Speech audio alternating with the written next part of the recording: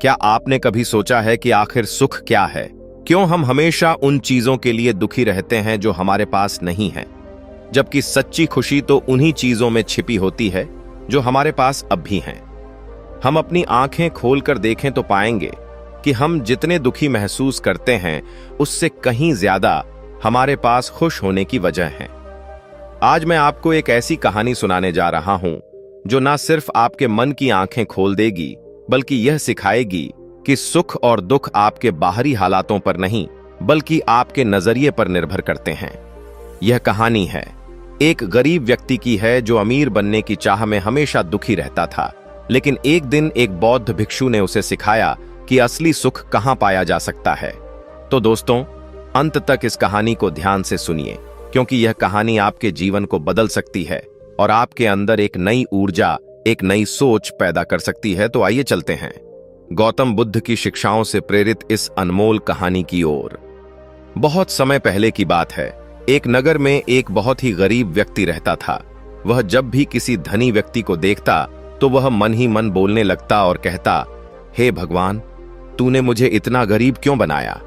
इन अमीर व्यक्तियों को देखो, यह लोग कैसे ढंग से खेल रहे हैं, जीवन का आनंद ले रहे हैं, और एक मैं हूं जो हर रोज एक एक पैसे के लिए तरस जाता हूं। मेरे पास तो फूटी कौड़ी तक नहीं है और यह लोग पैसे बर्बाद कर रहे हैं। हे भगवान, मुझे भी अमीर बना दें। एक दिन वह व्यक्ति इसी तरह बोल रहा था, तभी उसके पास से एक बौद्ध भिक्षु गुजर रहे थे। उन भिक्षु ने उस गरीब व्यक्ति की सारी बातें सुन ली। फिर वह बौद्ध भिक्षु उस व्यक्ति से कहते हैं, क्या बात है भंते, तुम इतने परेशान क्यों हो? तुम इतने दुखी क्यों लग रहे हो? क्या कोई तकलीफ है तुम्हें? तभी वह व्यक्ति कहता है, हे गुरुदेव, मैं बहुत दुखी हूं, मैं बहुत गरीब हूं, मेरे पास तो खाने के लिए पैसे नहीं बचते, मैं एक एक पैसे के लिए तरस जाता हूं। इस दुनिया में मेरा कोई नहीं, मैं सुखी होना चाहता हूं, मुझे सुखी होना है, मुझे अमीर होना है। हे गुरुवर, क्या आप मुझे कोई ऐसा उपाय बता सकते हैं जिससे मैं जल्द से जल्द अमीर हो जाऊं और मेरे पास किसी चीज की कोई कमी ना रहे? उस व्यक्ति की यह बात सुनकर बौद्ध भिक्षु ने उस व्यक्ति की तरफ ध्यान से देखा और फिर उस व्यक्ति को कहते हैं, भंते तू मेरे साथ चल। इतना कहकर वह भिक्षु उस गरीब व्यक्ति को एक अमीर व्यक्ति के घर ले गए। उस अमीर के घर को देखकर उस गरीब व्यक्ति की आंखें फटी की फटी रह गईं। उस गरीब व्यक्ति ने उन भिक्षु से कहा, हे गुरुवर, इतना अमीर होने के लिए तो मैं कुछ भी कर सकता हूं। यदि मेरे पास इतने पैसे हो तब तो क्या ही बात है, इस घर में तो कितना आनंद आता होगा। तभी वह भिक्षु मुस्कुराने लगे और उस गरीब व्यक्ति से कहते हैं, इसलिए तो मैं तुम्हें यहां पर लाया हूं। इतना कहते हुए भिक्षु उस व्यक्ति को उस घर के मालिक के पास ले जाते हैं और उस अमीर व्यक्ति से कहते हैं, तुम्हारे पास तो इतनी धन दौलत है, इतना आलीशान घर और सारे ऐशो आराम है, क्या तुम सुखी हो? तभी वह व्यक्ति जरा सा मायूस होकर उन बौद्ध भिक्षु से कहता है, हे गुरुवर, कैसा सुख? केवल धन दौलत होने से सुख तो नहीं आ जाता। मैं तो जन्म से ही अंधा हूं और एक अंधे के जीवन में सुख कैसे हो सकता है? सुखी तो वे लोग हैं जिनके पास आंखें हैं, जो लोग इस संसार को देख पा रहे हैं, इसकी खूबसूरती को आंख भर के निहार पा रहे हैं। हे गुरुवर, मैं तो बस इतना ही चाहता हूं कि केवल मुझे कुछ पलों के लिए ही सही, लेकिन इस संसार को देखने का अवसर प्राप्त हो। मैं कम से कम एक बार अपने माता पिता, अपने रिश्तेदारों को देख सकूं, और इसके लिए चाहे मुझसे मेरी कोई पूरी दौलत ही क्यों ना ले ले, मैं देने के लिए तैयार हूं। मैं इतना दुखी हूं जितना दुखी और कोई नहीं हो सकता। हे ईश्वर, आपने मुझे अंधा क्यों बनाया? तभी उन बौद्ध भिक्षु ने उस गरीब व्यक्ति की ओर इशारा करते हुए कहा, तुम्हारे पास एक बहुत बड़ा अवसर है। यदि तुम चाहो तो केवल अपनी आंखें देकर तुम इस अन्य व्यक्ति की सी धन दौलत ले सकते हो और उसके बाद तुम भी अमीर बन जाओगे, तुम भी सुखी हो जाओगे, तुम्हें तुम्हारा सुख मिल जाएगा और इस अंधे व्यक्ति को उसका सुख प्राप्त हो जाएगा। तभी वह गरीब व्यक्ति कहता है, नहीं नहीं गुरुवर, आप यह क्या कह रहे हैं? बिना आंखों के मैं अमीर होकर क्या करूंगा? नहीं गुरुवर, मैं अपनी आंखें नहीं दूंगा। तभी वह बौद्ध भिक्षु उस गरीब व्यक्ति से कहते हैं, एक बार फिर से सोच लो, इतना अच्छा अवसर तुम्हें दोबारा नहीं मिल पाएगा। तभी वह गरीब व्यक्ति कहता है, यदि आपके पास कोई और मार्ग है तो बताइए, अन्यथा मैं अपने घर चलता हूं। तभी वह भिक्षु उस व्यक्ति से कहते हैं, ठीक है, यदि तुम अपनी आंखें नहीं देना चाहते तो कोई बात नहीं, हम कोई और रास्ता निकाल लेते हैं। तभी वह बौद्ध भिक्षु उस व्यक्ति का हाथ पकड़कर उसे एक और धनी व्यक्ति के घर ले जाता है।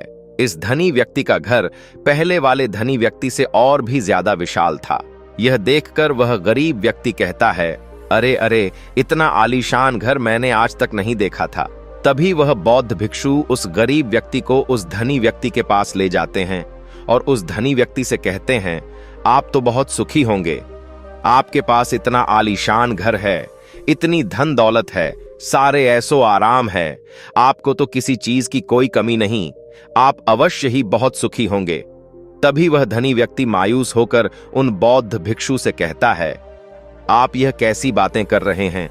आप तो जानते हैं कि मेरे दोनों हाथ काम नहीं करते, मैं अपाहिज हूं। यह जो इतनी धन दौलत आप देख रहे हैं, इन्हें देकर भी मैं अपने हाथ वापस नहीं ला सकता, तो ऐसे में यह धन दौलत मेरे किस काम की? इससे तो अच्छा होता कि ईश्वर ने भले ही मुझे गरीब बनाया होता, लेकिन कम से कम मेरे दोनों हाथ मुझे सही दे देता। ना जाने भगवान ने मुझे क्यों अपाहिज बना दिया। जितना दुखी मैं हूं, उतना दुखी और कोई नहीं होगा।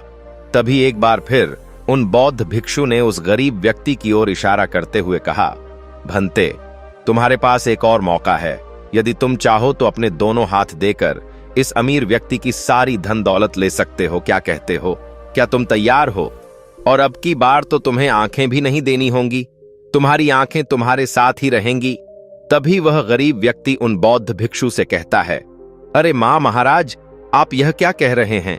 एक अपाहिज होकर मैं इस धन दौलत का क्या करूंगा? क्या आपके पास कोई ऐसा अमीर व्यक्ति नहीं है जिसका पूरा शरीर भी स्वस्थ हो और उसके पास बेशुमार धन दौलत भी हो? तभी वह बौद्ध भिक्षु उस व्यक्ति का हाथ पकड़ करके उसे तीसरे अमीर व्यक्ति के पास ले जाते हैं। उस अमीर व्यक्ति के पास उसका अपना महल था। यह देखकर वह गरीब व्यक्ति उन बौद्ध भिक्षु से कहता है, हे गुरुवर, यह तो अवश्य ही बहुत सुखी होगा। इसके पास तो इतना आलीशान महल है, इसके पास तो इतनी सारी धन दौलत है, यह अवश्य ही बहुत खुश रहते होंगे, इनका जीवन तो आनंद में होगा। तभी वह बौद्ध भिक्षु उस गरीब व्यक्ति को उस धनी व्यक्ति के पास ले जाते हैं और फिर उस धनी व्यक्ति से कहते हैं, आप तो अवश्य ही खुश रहते होंगे, क्योंकि आपके पास इतना आलीशान महल है, इतनी सारी धन दौलत है, आपके पास तो सारी सुख सुविधाएं भी हैं, आपका जीवन तो आनंद में बीतता होगा। इसके जवाब में वह अमीर व्यक्ति कहता है, हे गुरुवर, कैसा आनंद! मुझ जैसा दुखी इस दुनिया में और कोई नहीं होगा। मैं आज बहुत दर्द में हूं। मेरी पत्नी ने मुझे धोखा दे दिया है। वह किसी और से प्रेम करती है जो मुझसे भी अमीर है।